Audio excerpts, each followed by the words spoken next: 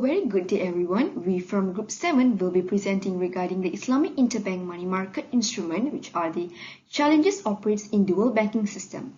The group members are Kirtana Ravindran 289507, Hashini Tangaraj 289933 and Malvina Managaran 289510. Definition of Islamic banking. Islamic banking is a financial statement framework based on Sharia law. This same main basis behind Islamic banking system will be the prohibition on acquiring and employing involvement for business reasons.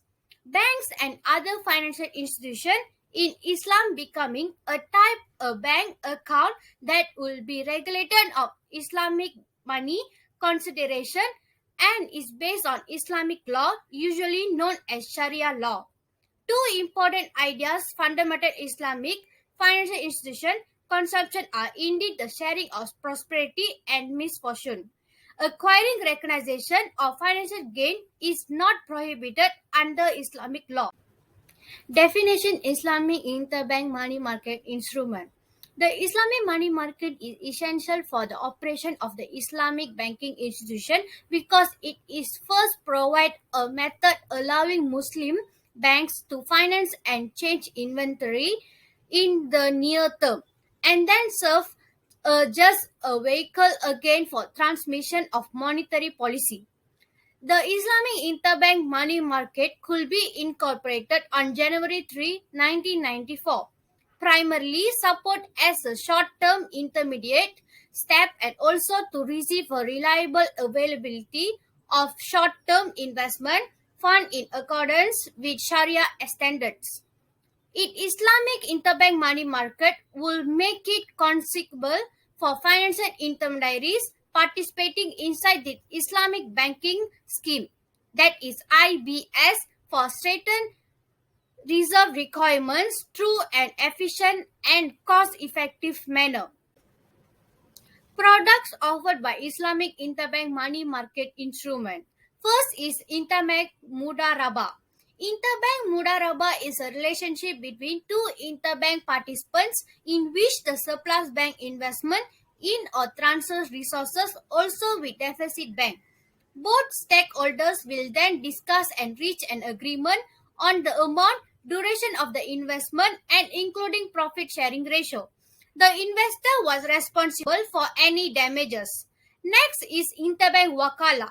Interbank Wakala is a procedure for which the surplus bank engages the deficit bank, including its consultant, to invest resources in the deficiency bank's banking operation, invest the benefit. Each participant will then explain and reach agreement on the amount, time frame of the investment and predicted rate of return. Mechanism used Islamic interbank money market instrument. The Islamic finance industry has created a comprehensive process for achieving their liquidity. This is considered to as interbank money market. The mechanism is similar to those of commercial banks. It incorporates the main and secondary processes of an interbank money market, including the digital production and tendering of Islamic money market instruments. However, there is a requirement for Sharia adoption of the mechanism's terms of the contract, which is usually referred as the money market. Of that kind customization will lead the way for the system to ensure complete the Sharia compliance. A very good day. I'm Kirtana Ravindran. I will be discussing about the challenges in dual banking system and the solutions. Dual banking system in Malaysia. A dual banking system is a banking regulatory system in which both federal and state authorities possess substantial regulatory and enforcement powers over the bank's operations. Malaysia is the first place in the world to have a dual banking system. In 1983, Islamic banking was officially introduced in the country. Malaysia's Islamic banking approach is unique in that it established a dual banking system that allows Islamic and conventional banks to operate. A dual banking system gives Malaysians a full and accurate banking alternative. Next is the challenges operate in dual banking system, where there are two aspects. Firstly is the Islamic interbank money market and dual banking risk concerns. The first risk is accounting risk. Accounting risk is where the possibility that a borrower in a profit-sharing agreement will underestimate earnings. Such a risk will be present in instruments based on mudarabah and musyarakah contracts, while some may expect such a risk to be much lower for money market instruments due to their short-term nature. Next is Sharia risk. Sharia risk is a parallel to regulatory issues and it relates to the likelihood that currently acceptable transactions may be disallowed in the future. The problem regarding markups and the dispute surrounding buy or dine based transactions are two examples of this type of risk. Lastly is the interest rate risk. Since central banks often use the financial markets to conduct monetary policy, the financial markets were the ones to respond to interest rates or liquidity fluctuations. Interest rate risk appears in a variety of forms, which are risk of prepayment, risk of reinvestment, and also repricing. Next is the implementation of Islamic hire purchase in dual banking system. The first challenge is ownership and ownership transfer. In Malaysia, however, Islamic purchase contract appears to be different in that the bank will be the beneficial owner of the property, while the consumer becomes the legal owner. There would have been almost nothing with no distinction in asset ownership between Islamic hire purchase and conventional hire purchasing financing if the client and bank manager in duty do not comprehend those objectives and two separate components in both lease and sale transaction. Next is the maintenance risk, where the owner is in charge of making sure that the rented property is always adequate the benefit to the hirer, while the hirer is liable for all the assets correct and continuing use regularly. Thus, many Islamic economics expect that insurance of leased property ought to be the owner's responsibility, rather than the hirer as it is now. Both parties' intention and lack understanding is the last challenge.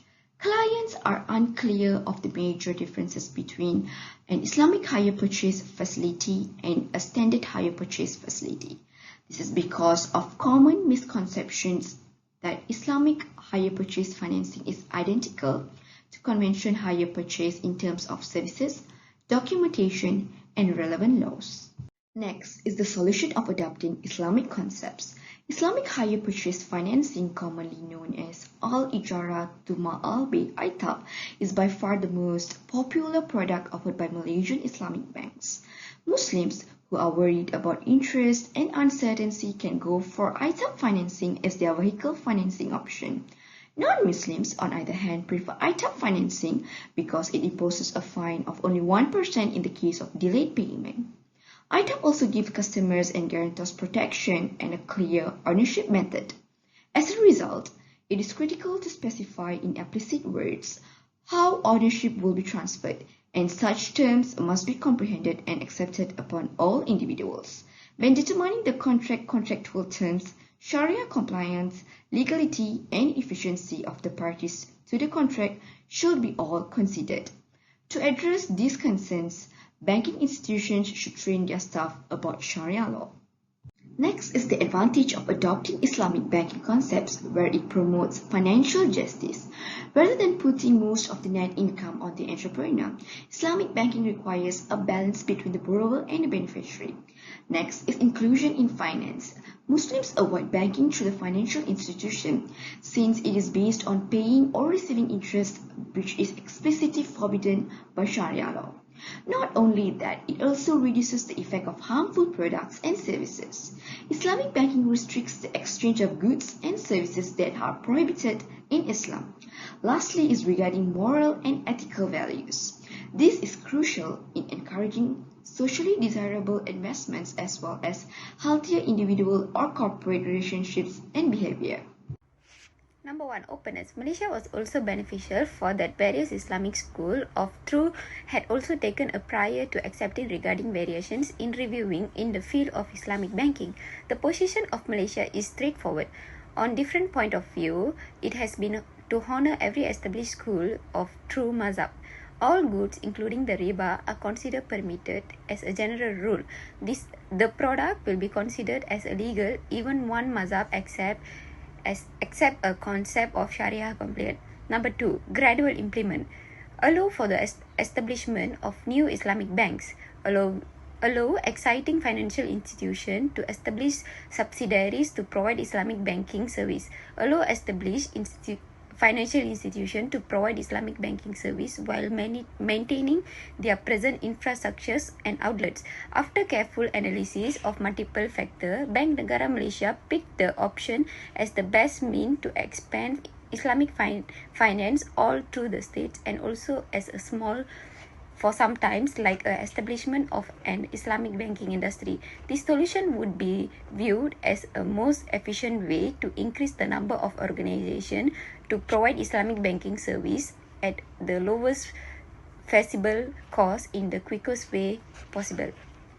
Establishing a appropriate infrastructure. When there was only a banking institution, the infrastructure was lacking, such as a monetary system required a large number of participants, a wide range of product, as well as an international marketplace to function balancing procedure between shortage and access unit. Bank Negara Malaysia provided the required regulatory framework, including legislative requirement, liquidity criteria, supervisory regulations such as regulations on scheme perbankan Islam and the Islamic money market. Number 4, making the most of given possibilities. Malaysia has been able to grow the maximum amount of equipments in the quickest time by using this strategy based on the large variety of online banking available. This just makes sense to take advantage of or even maximize the opportunities. How to solve a future recommendation? Buyer borrowing due to the profit sharing technique or other hand would be unaffected by the currency fluctuation because it is dependent on the profit or loss of the funded business. Most buyers have also been ready pay halal premiums due to lack of option and religious preference. There was an attractive interest rate atmosphere.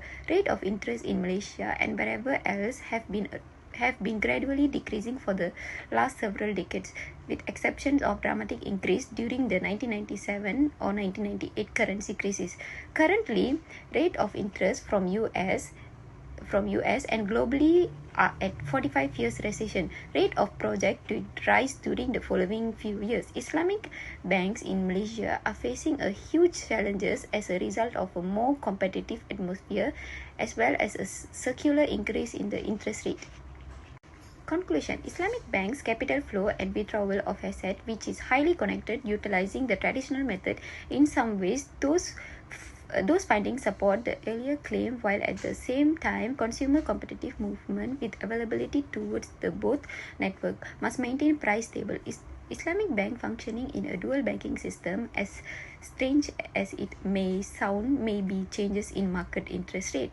An Islamic bank face greater risk than conventional bank when looking at the probable financial asset complications of the financial statement. It is mostly due to the fact that apart from traditional bank, they do not charge fees, which normally charge variable rate on when it comes to mid to long liabilities. Financial institution does not have the freedom to boost interest rate on exciting loans deposit cost rise. The alternative would have been to focus on balance sheet changes.